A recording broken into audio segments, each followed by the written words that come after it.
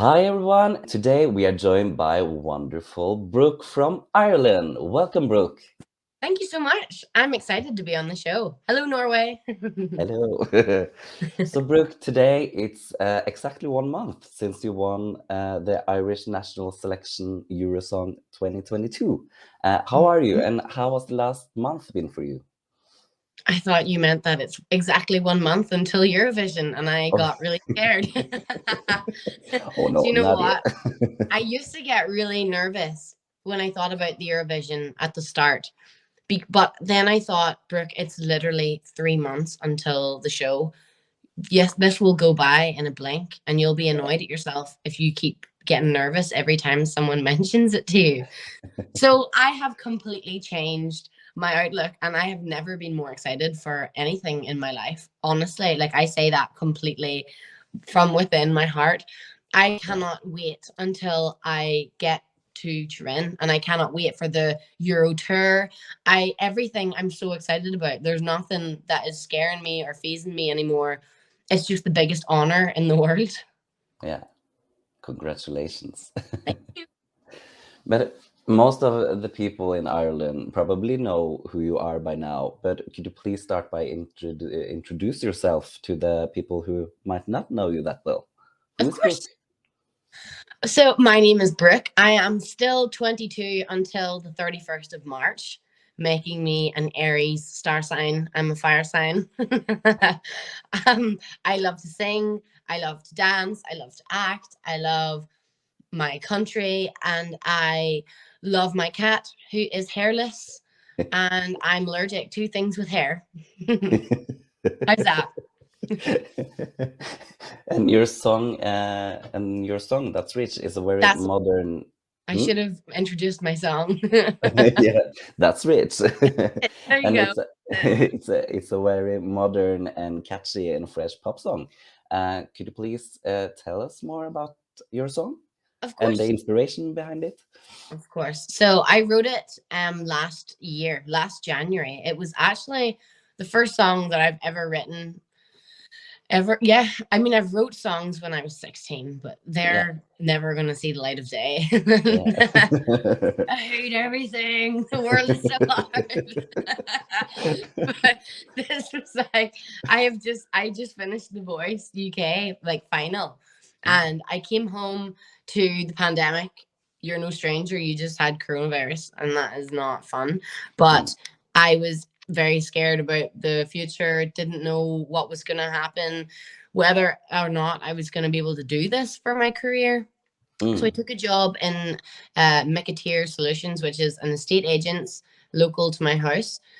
And I worked in there and took a Wednesday off and wrote music on the Wednesday. So that's how I really coped with everything, because there Mm, was no way to like make music as an artist at all over here unless mm. you could work Logic and create sounds and create like DJ music, which I couldn't do even though I have Logic. I was still learning. I was all learning, like the whole process was learning process. And um I suppose it's made me that bit more grateful now that this is the opportunity that I have. But before that, I couldn't have told you what my career was going to look like or if I was Mm. going to have a career. But I wanted to give it another shot, and the Eurovision was a big thing in my family. And I suppose it was the last thing I expected to come through. I Yeah. applied for everything. I put the song forward to labels. I put the songs forward to everybody, and I never the Eurovision was like the highest, like the biggest thing that I never thought would pull through. It was like the Mm. gamble. It was like the one that you wanted but never thought would happen. Yeah. And when I got the email that I was a finalist, I couldn't tell anyone for like 3 months. So I had to sit there in the estate agents listening to people shouting at me, and I was like, if only I could tell you that I was leaving. Never, never again. I swear. It was just such a Yeah. lovely feeling. And I could never be sad after that, knowing that that was going to be the journey that I was going on. So I was the happiest girl in Ireland before I even was the happiest girl in Ireland before I was selected. And what a way to start with your first song though on Eurovision. probably the world's biggest stage. Yeah, it really is.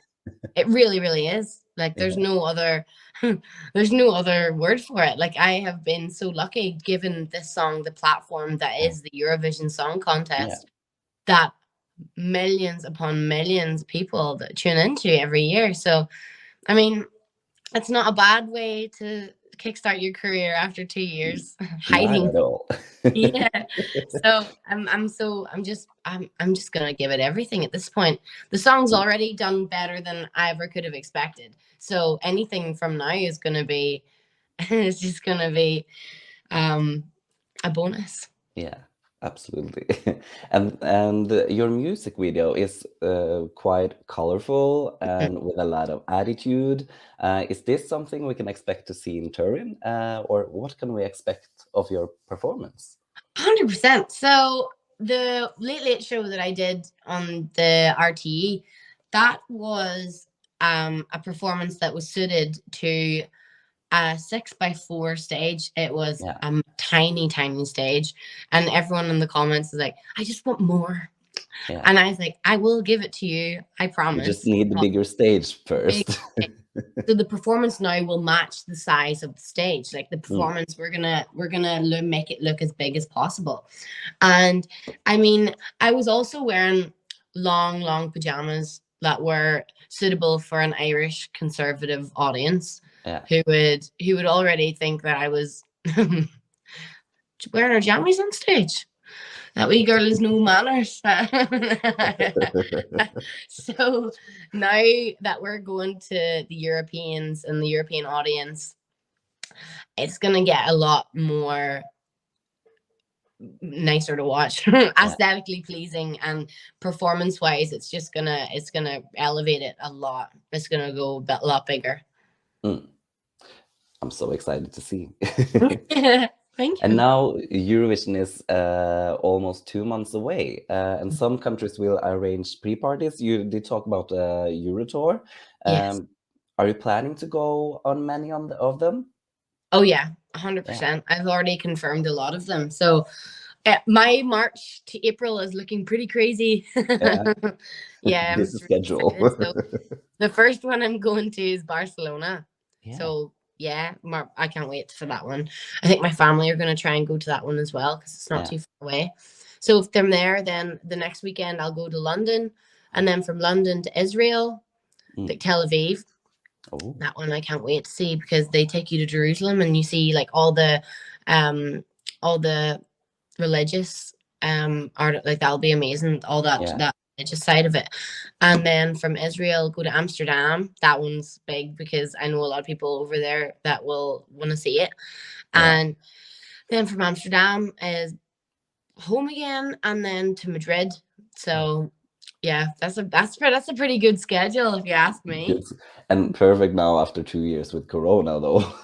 Yes, yes. I was at a concert last night, and it was the first time I felt like normal and not scared. Yeah, I had COVID at Christmas, so I feel pretty super immune antibodies right now. yeah. You're really super immune antibodies right now. Yeah, You could go and do anything you wanted. yeah. I'm looking forward to that. Yeah, exactly, with no fear. Just love.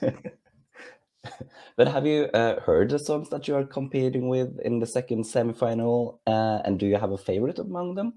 Yeah. So do you know Dana? Yeah, Yeah, so Dana has been in contact with me a lot. She's the first ever winner of the Eurovision for Ireland. And I suppose she said, Brooke, don't look at anything else. Just focus on yourself. Like, don't look at any of the other acts. But I mm, follow all the bloody Eurovision pages. So they come up on my bloody page. And I'm like, I can't scroll by. So then I listen and I look who's here. And he'll come into the frame himself. My cat's here. No one else can the see cat. them. Oh, I'm gonna show you. He's get. Did you see that? yeah, He got scared and like jumped up. You should have seen me. Anyway, um, I've seen Subwoofer, yeah, and I'm like so intrigued because it reminds me so much of like Marshmallow, the DJ who never shows his face. And I'm like, what do they look like underneath that? I think it's hilarious, and the choreography is like unreal. So yeah. think they're like a really, I can't wait to actually see them perform because I love entertaining performances and memorable performances. So that's really where I'm at with that. I love, obviously, like, I loved Spain's, like, Draco, what are you, he's scared. Right, Mama, I loved that entry, which didn't get through. Yeah, Rigoberta. I listen to every day and I'm like, Mama, Mama. Like, I'm like singing it out with her. And I loved it. I think they were just scared that she would get her boobs out on TV. Yeah. So that's what happened. I love that one. I love Chanel anyway, like her solo, like, she's class. But I mean, I loved I'm a Ma as well. Both of them could have went to the Eurovision. Yeah. And then London Grammar are now announced for the UK. So I've always listened to their music. I don't know what really if I'll get to meet them. I hope I will. I feel like I could just walk around the green room and talk to everyone. Do you think I'll be able to do that? I hope so. Okay. I hope so for you, though. Yeah. Okay. Well, I mean, I get in trouble all the time, so if I get in trouble for it, it's okay. Brooke Scullion has been disqualified. And Ireland has a long history in Eurovision, though, and are also the country with most wins in Eurovision. But the last 20 years, they have been in the top 10 twice. What do you think of your chances in Turin? Well, look, I can't tell you what's going to happen. I can tell you now, I can guarantee that I'm going to go out and give a really good performance and that the vocals will be there along with the dancing. And that's what I've been working on. That's what I know I will do.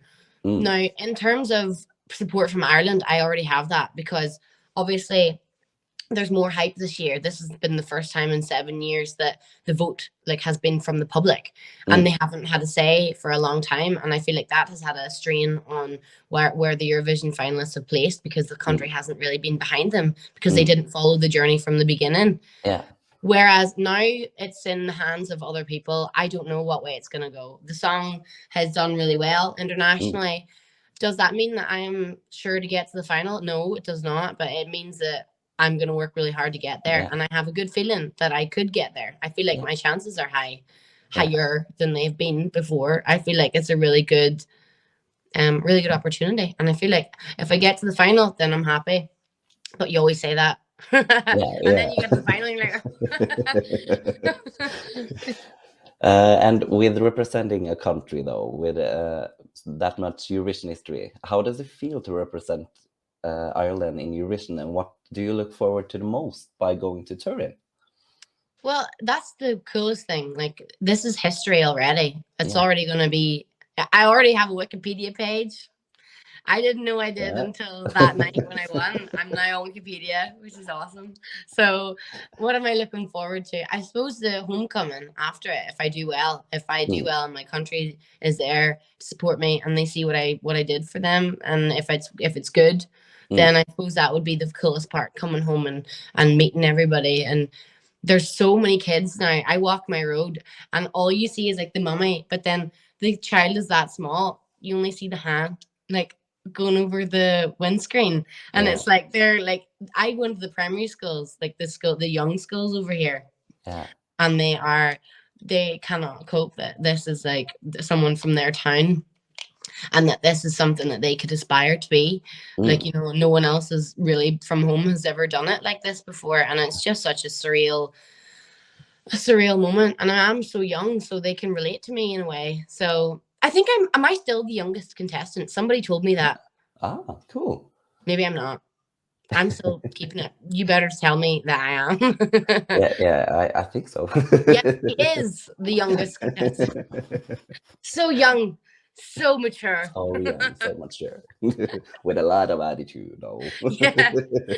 So that's like that. I want to appeal to the younger audience and let them see that it's fun. This world is possible. Like, all you hear is, oh, the music industry is so hard. Yes, it is hard. But if you keep the work in it and you put the work in, then you're going to reap benefits of some description. There's so many jobs out there, whether it's a singer or whether it's someone that works for a singer, you still get to see that life and that lifestyle, and you still get to live your dream in one way or another.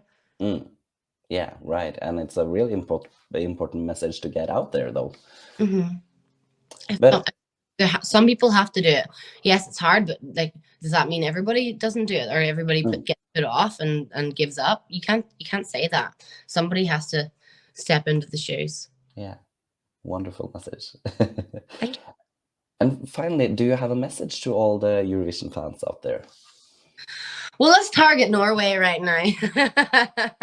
Do Hey, that. Norway, love you. No, I just want to honestly say thank you. From the bottom of my heart, so far the response has been crazy. I even before I got selected to be Ireland's finalist, the support was crazy, and it was always there, and I feel it. And I just want everybody to have faith that I am gonna live up to, the stage, and that I will put my whole heart and soul into it. And that's really where I'm at. I feel like I have the potential to get to the final. I really do. I really think that this is Ireland's opportunity to, regain their reputation as a competing country. And I feel like I could do that for them, hopefully. Cross your fingers. Yes. Thank you so much, Brooke, for taking your time to talk with us today. And we wish you all the best and best of luck with the preparations for Turin. Thank you. Thank you so much. And we are so excited to follow you on your journey. Thank you. I knew I was going to sneeze. I thought I could have passed it off, but I couldn't. And with the sneeze, we are saying goodbye. Goodbye.